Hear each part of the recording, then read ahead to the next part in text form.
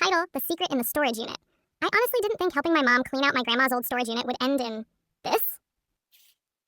Okay, so here's the backstory. My grandma passed last year. She was complicated, loving but secretive. She didn't talk much about her past, and we just kind of accepted that. My mom never pushed her, even though I always felt like there were missing pieces in our family story. I'm 25 now, and I've learned not to ask questions that make people uncomfortable.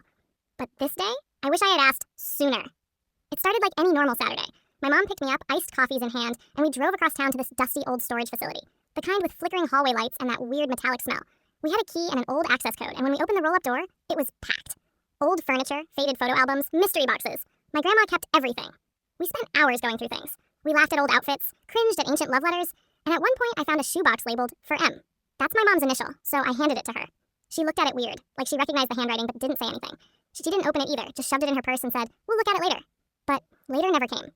That night, I couldn't sleep. My gut was screaming at me. Something felt off, wrong. I know it sounds dramatic, but it felt like the shoebox was haunting me, so I did something I probably shouldn't have. The next day, while my mom was in the shower, I went through her purse. I know, violating privacy and all that, but something told me I had to. I found the box stuffed under receipts and a sunglasses case. It wasn't taped, just tucked closed. Inside, a letter, and 3 photographs. The letter was addressed to my mom, and it started with, "If you're reading this, it means I never got to explain. But I owe you the truth. You were never supposed to find out this way."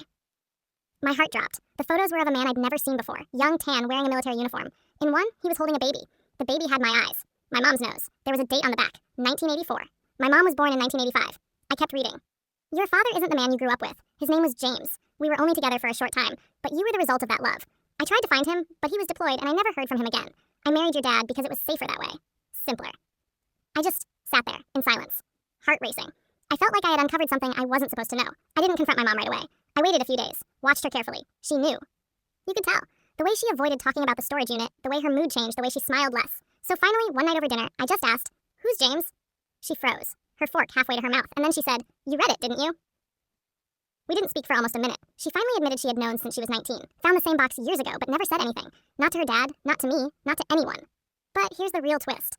I did some digging, ran a background check, found James. He's alive, living 2 states over, married, no kids. I haven't told my mom yet, but I did something even crazier. I sent him a letter. And last week, I got one back. It ended with, "I've wondered about her for 40 years. Thank you for finding me." I'm meeting him next month. I don't know what's going to happen. I don't know if it'll be a healing moment or another secret I'll have to carry.